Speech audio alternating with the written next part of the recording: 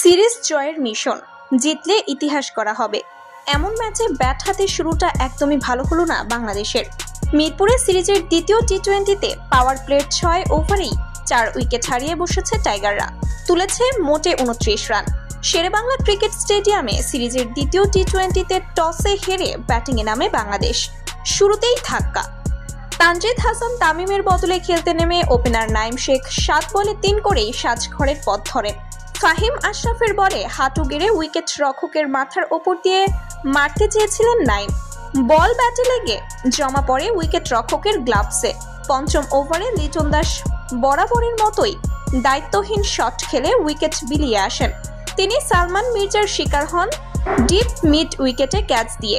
বাংলাদেশ অধিনায়কের ব্যাট থেকে আসে 9 বলে 8 রান। এর পরপরই অবশ্য আউট হন পারভেজ হোসেন ইমন। আর এরপরেই গ্যালারিতে দেখা যায় একটি মেয়ে কান্না করছে, যা দেখে বাকি ভক্তরা বলছেন এইটা ইমনের গার্লফ্রেন্ড।